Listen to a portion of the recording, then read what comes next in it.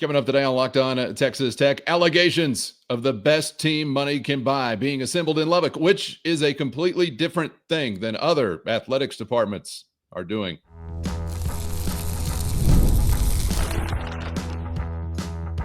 You are Locked On Texas Tech, your daily podcast on the Texas Tech Red Raiders. Part of the Locked On Podcast Network, your team every day. Great to be with you again on Locked On Texas Tech on the Locked On Podcast Network, your team every day, always free and available on YouTube or anywhere you get podcasts. And thanks as always for making us your first listen. Today's episode is brought to you by Gametime. So download the Gametime app, create an account, and use our code LOCKEDONCollege for $20 off your first purchase. With the only Chris Level, I'm Casey Cowan. Chris, great to be back with you.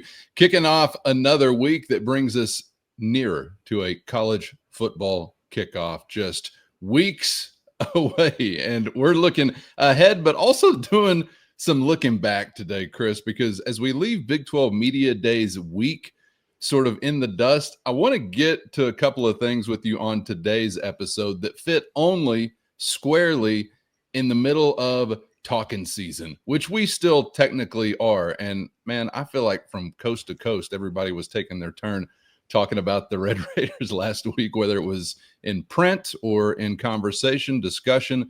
And I want to get to a couple of those things here today, some things turning some heads. Most recently, one effort from a national writer to get some feedback from coaches across the league as it relates to, quote unquote, the best team that money can buy being assembled currently in the 806. I also want to get to what sort of seemed like, I don't know, I'm going to run it by you, see if you were picking up these vibes, sort of seemed like a pointed comment in the direction of Texas Tech from a member of the Dykes family in Lubbock East. Fort Worth is what I'm talking about.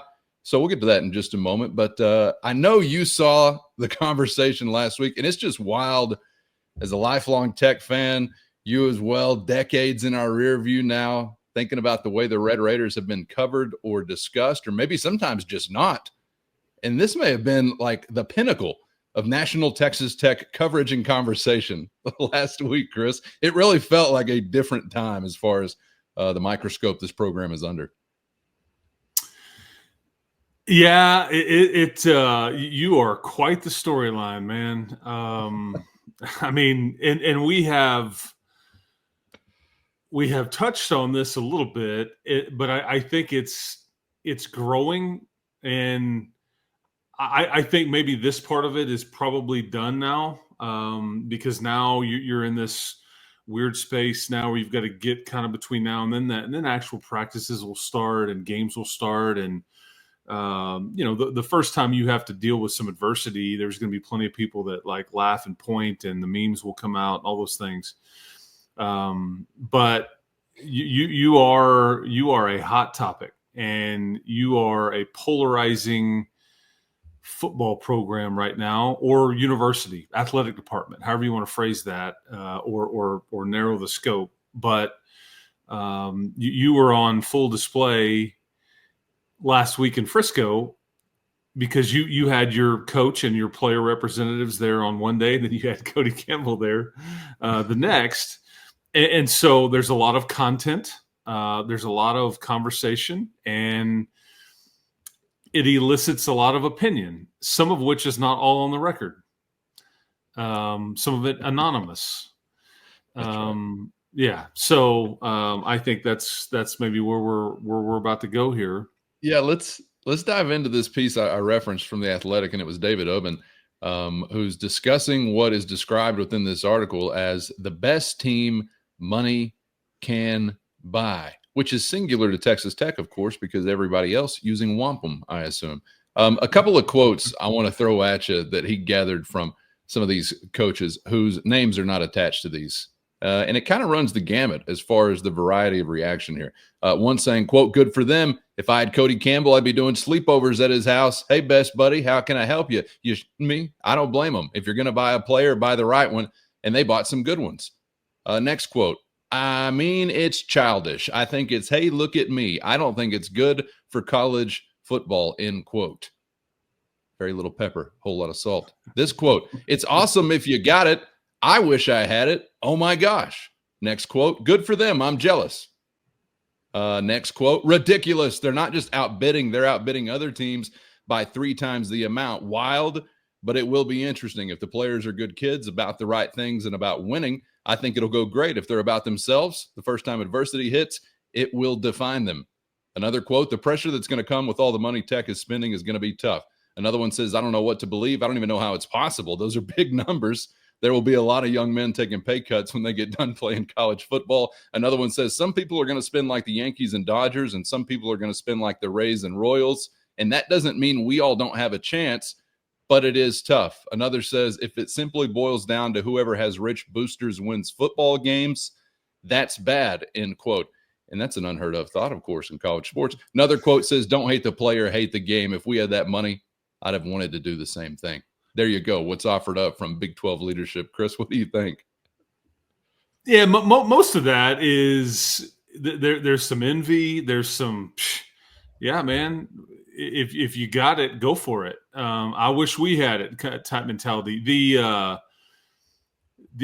childish comment is really sour because in a lot of in some minute cases, but in a lot of cases, this isn't Texas Tech that has been trumpeting this.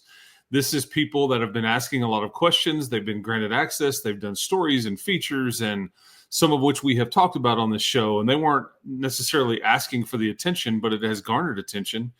And if so, is that against the rules that if you because this sounds like the sour grape comment that we got, shockingly enough, from an anonymous player personnel member in the SEC back in December. They're screwing up the market. Well, we live in America, man. And if you see what somebody is worth and you're willing to give that to them, the market. I don't know what to tell you. The market fluctuates, buddy. Yeah, that's right. It's not chiseled into a stone tablet.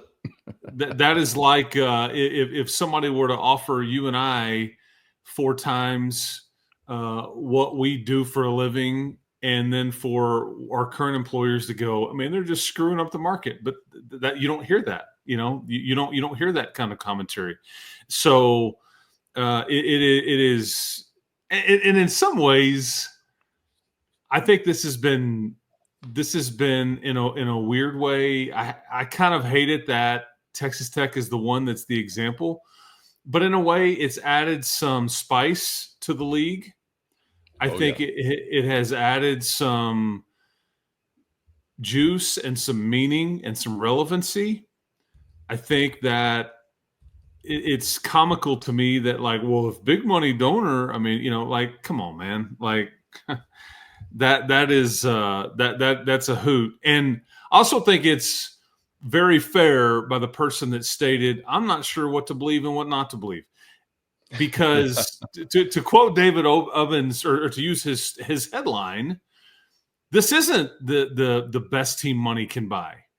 You are right in line with what the Ohio States and the Oregons and the Texases, and like, I'm not going to listen to anybody suggest otherwise. That is a farce. And if you want to believe that you're way above and beyond all that, or somebody wants to believe that, man, I got some oceanfront property that I would love to sell you there in Arizona. I just you've just gotten some attention, and it's because you're a bit of you're kind of the outsider here. You're not supposed to be doing this, and because Cody's name has been attached to it, I think it's just kind of taken on a life of its own. Even the Felix Ojo, which we'll get more into that in a minute, even that was erroneous. The way that was reported. I mean, it's big money.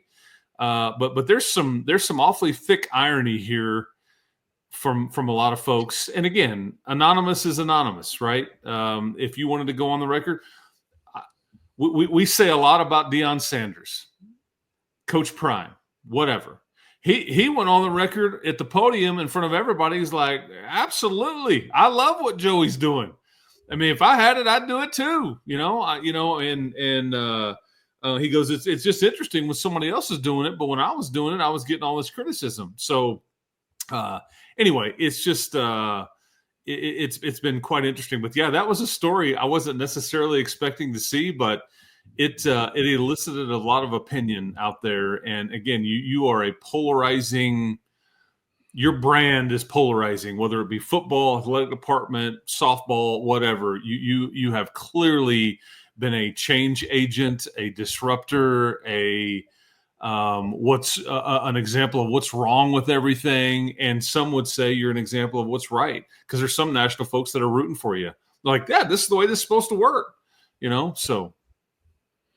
Yeah, a couple of things. They are anonymous quotes, but the one that definitely sounds like Deion Sanders is definitely Deion Sanders. It's not hard to spot that one. I think Deion's reaction to this is kind of funny, because Deion's a great marketer, and he knows that there are times at a podium for a head coach where you play up that your bags are Louis, and everybody wants to be that, which is still one of the most insanely funny things I've ever heard a leader say to a new team. But then there are also other times where you got to panhandle and say, boy, I wish I had that. I wish my boosters would step up, and where are the donors? And, oh, man, my Louis bags, well, those are just mine, guys. Those aren't Colorado Louis bags. So it's funny. He knows you got to play both sides. He's probably trying to make a bigger point, too, about who he is as a person. And everybody's always coming at Deion. Forget the fact that you're around the globe celebrity. So obviously the reaction is going to be different. And by the way, there has been criticism for Texas Tech. So what the hell are you talking about anyway? Still very entertaining. Second thing, childish. First off, I don't know any children that are spending tens of millions of dollars to build football teams. So I don't know what the hell you're talking about either. Yeah, this is grown man stuff. I mean, I'd love to have him as a Red Raider if there is one. Third, Texas Tech had to be the example. It has to be someone like Texas Tech, because otherwise there are already examples everywhere for 100 plus years of those who have done it this way. So why is Texas Tech the example? Because it has to come from outside of that category. And I'm fine with it being the Red Raiders who are first breaking down the door and taking all the flack. And maybe we go down in a hell of gunfire, but that means somebody else of our ilk maybe can find that success. And I actually don't like that scenario. I want Tech to make it through and survive and find that success themselves. But it has to be somebody like that, Chris. Like, who cares? First, today's episode brought to you by Gametime. Imagine watching your favorite team at the college basketball tournament live, feeling the energy of the crowd, witnessing unforgettable moments. We all know there's nothing like experiencing a big game in person, and getting tickets shouldn't be stressful. That's where Gametime comes in, making it easier than ever to grab last-minute seats at unbeatable prices. With Gametime Picks, curation makes it even easier to find better value for tickets to sports, concerts, comedy, theater, and more. And the one and only lowest price guarantee, which means you get the lowest price, or Gametime will credit you 110% of the difference. Plus, peace of mind with seat views before you buy, no surprise fees, and the lowest price guarantee. You can book with total confidence. So take the guesswork out of buying tickets with Gametime. Download the Gametime app, create an account, and use our code LOCKEDONCollege for $20 off your first purchase. That's LOCKEDONCOLLEGE, Locked On College, for $20 off. Download Gametime today. Last minute tickets at the lowest price, guaranteed. It has to be somebody like that, Chris. Like, who cares if all of a sudden Texas is attracting quality athletes because of their hundreds of millions of dollars, both in monetary and facility resource they have to offer? They've done it for 100 plus years. So who cares? That's not news. It has to be somebody from outside of that type of more well-financed than the kingdom of God universe. Longhorns, Buckeyes, Aggies, Wolverines, etc. I mean, we all know the category. So I'm fine with it being Texas Tech. I'm sort of surprised we've wound up in this spot. I didn't really see the script coming, but it's got to be somebody like that, because those are the varieties of program or athletics department who have newfound leverage. So obviously that's the story. That's the more interesting story. And I've enjoyed the ride so far. Now I hope it follows with some interesting competition as well in the fall. And every because BYU kind of is off the hook here for whatever reason. They were big spenders as well, and that money came from the church, legally, mind you. They were more than willing to donate, and not just obviously football, but it spilled over into basketball and some other things. They also were involved in several accusations of tampering. Texas Tech wasn't involved in any of that on the football side of it, and I do find it there's some irony in to what Deion said, because It's like, man, good for Joey. And again, he loves Joey. And I think Joey loves Deion. Their relationship goes way back. So there's a mutual respect there.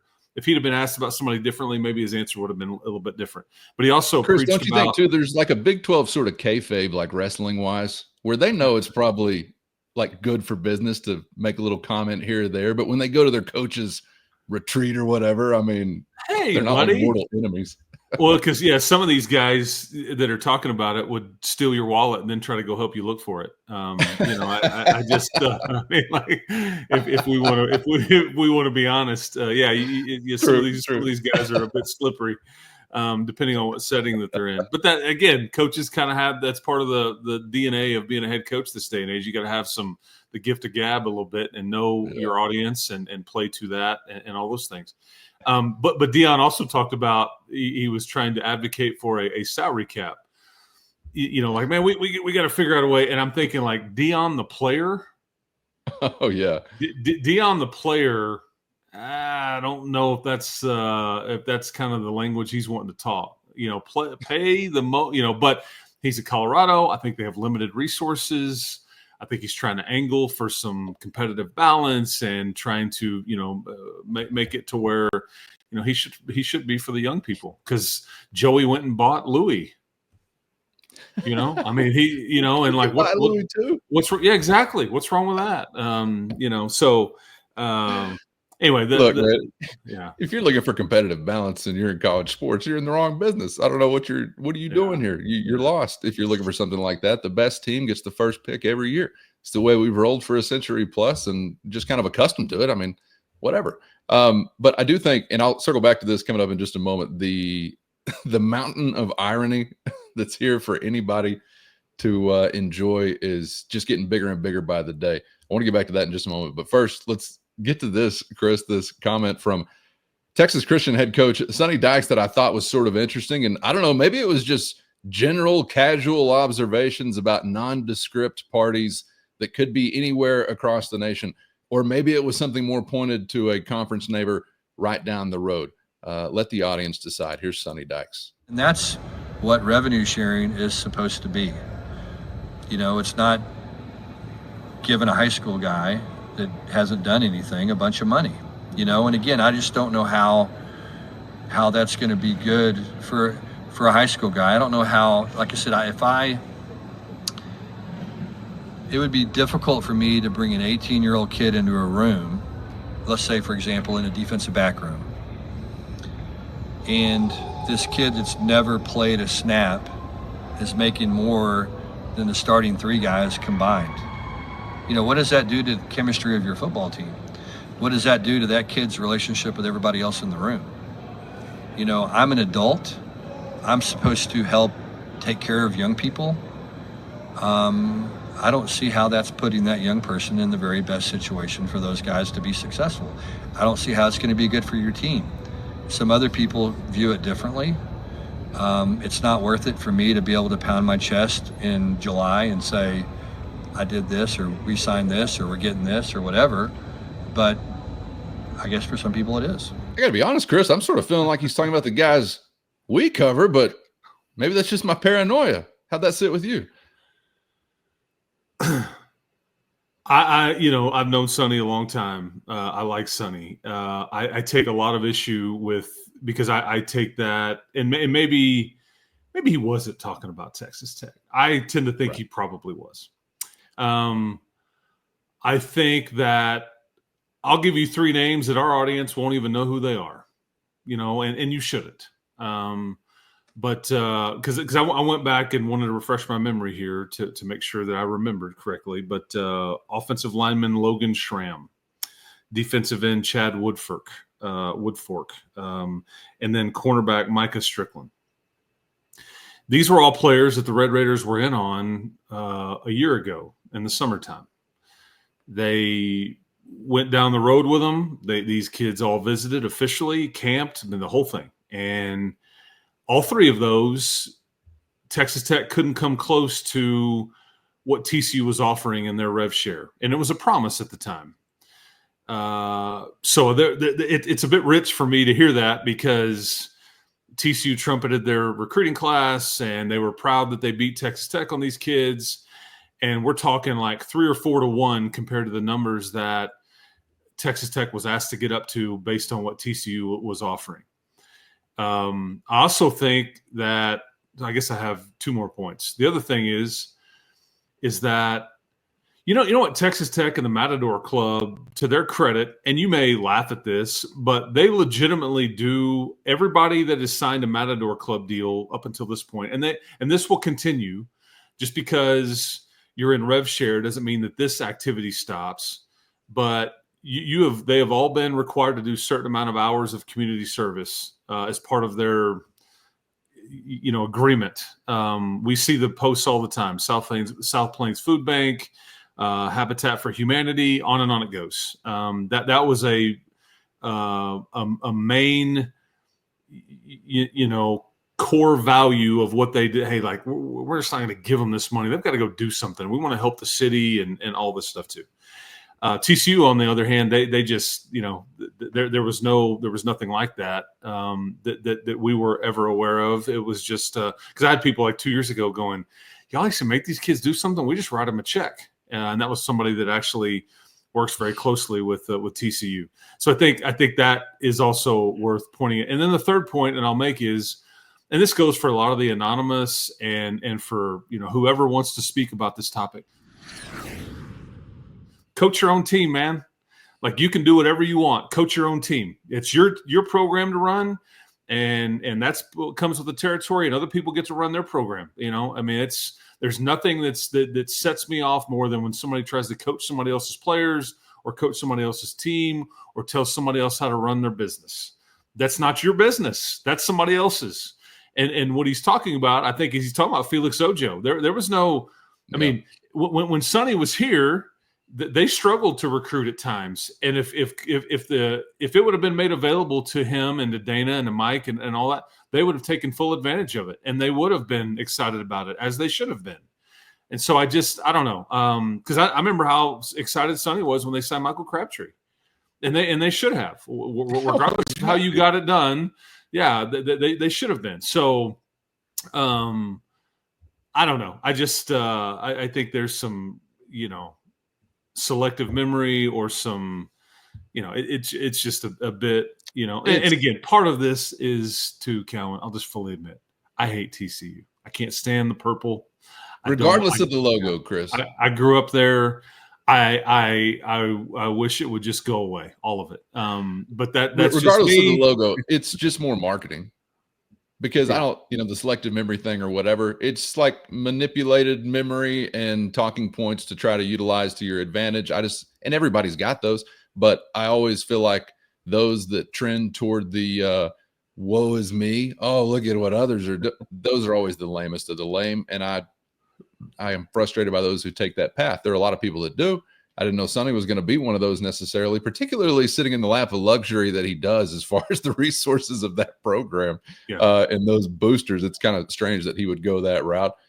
It's a delicate sort of dance, I guess, for these coaches, obviously, whenever they're trying to figure out, like I said about Deion earlier, do you want to puff your chest out as a program and get attention that way from student athletes? Are you trying to do it in another way, sort of sulkingly trying to get attention from boosters and donors to say, hey, we really need more? The Matt Campbell comment, he's like trying to compliment his guys, I think, but he says these guys are taking a pay cut to come back to Iowa State, which doesn't seem like the best marketing pitch for prospective student athletes, but it's sort of tricky. The Sonny thing really at the end kind of is what more was irritating to me, because I think he just does the thing that so many do, and it's a classic kind of trap to fall into, to kind of observe others and their actions based on either malicious or the most foolish kind of motives, while judging yourself by the noblest intent. And he's talking about, well, I guess some people just want the July accomplishment trophy. What in the hell are you talking about? Did Joey McGuire send out a memo that says, guys, let's win July? And that's really what you're trying to win these months to win fall months. I've said many times on this program, and it's really because some of our neighbors in state have had this label most disgustingly applied to them for so long that it's been impressed upon me to this extent. I've said over and over, let's not go Aggie mode and be the February champions and then nothing ever again, because it's always big recruiting wins, and then the football wins are few and far between. And when the fall rolls around, nobody wants to be in that position. But Chris, don't you first have to sort of win these months to give yourself the best chance to win the next one? So that final flourish, well, I guess it's enough for some to say that they've done this in July. It's just foolishness to me. And you want to talk about childish? There's an example. Yeah, I mean, give me a break. Yeah, and like this was a shot at rev sharing, I guess, or just the way that Texas Tech has chosen to allocate funds. But again, everybody's got the same, and you can do what you want to with it. And if there's a way to create a bit of an advantage, or if this is the way you want to go about it and get one highly ranked guy versus two, lower rank. I mean, again, everybody can do what they want. That's what the part that I find that's the whole point of the House case, is that was supposed to even the playing field. Whether it really will or not, I don't know. But Sonny's always, he's always been a big fan of the Metroplex and where the players are, and that's why SMU to TCU and all that made sense for him. Texas Tech doesn't have the benefit of geography, and in some ways we love it, but the bulk of the players may be a bit off the beaten path, and it's a ways to get out here. But so maybe I love it. I'm not trying to talk people from Houston into living here. Exactly. Yeah, exactly. And maybe you do need to overbid a bit here and there to try to level the playing field. I don't know. But again, that's your problem. You've got your own set of issues. I mean, this would be akin to Joey sitting up there at the podium and saying, I mean, I don't beat my chest, after a big conference win when the opposition stole our signals and cracked the code on our coaches' feed, which happened, right? Which I don't think TCU had anything to do with that, but that's kind of like the passive aggressive, thought process there. Anyway, TCU is the least of our problems because they're not even on your schedule anymore, or this year anyway. And I will wrap up with saying two things. I like Sonny, known him for a long time, but two, I think all of this is really good for the Big 12. I really do. I think you're trying to fight for eyeballs and meaning and relevancy, and if in some inherent way you've kind of created some meaning, whether you are the villain, whether you are the example, albeit good or bad, whatever somebody's view is, and then people are commenting on it, I just don't see that that's a bad thing. And there will be plenty of people to praise you along the way, and they will laugh and point and have fun at your expense if you fall short. That's just the way this is going to be. That's the way you've set yourself up. I completely agree. You can't script better attention-getting devices for the offseason than what the Big 12 has had at its disposal here. A lot of that courtesy of Texas Tech, not exclusively, but a lot of that. But you got to buckle up, because I'm sure the mountain of irony will continue to grow, whether it's the best team money can buy being a breaking news headline of some sorts, I guess. Water is also wet. Or whether or not it's the thought of it simply boiling down to whoever has rich boosters winning football games. Breaking news again. The sky is blue. What are we talking about here? If you're not into these types of things, I think maybe you've wound up in the world of college sports by some wrong turn somewhere along those lines, because these are the things that generate college sports. And for the most part, Chris, it's only been proven and verified on campus in Lubbock that this is what most immediately leads to relevant success and competing for national prizes. And I'm talking cold, hard cash. We've got two great examples already whenever it comes to what you've been able to do as a men's basketball program, and clearly the ride we just went on with the softball program. We're hoping that football is going to join that kind of conversation. But so far, I'm just checking my most recent notes. Yeah, the evidence says cash will get you down the road most immediately. So I'm hoping we continue to do the things they're accusing us of. Apparently, more breaking news before we're done. For the first time in the history of college sports, it's fun to be on a trend-setting edge.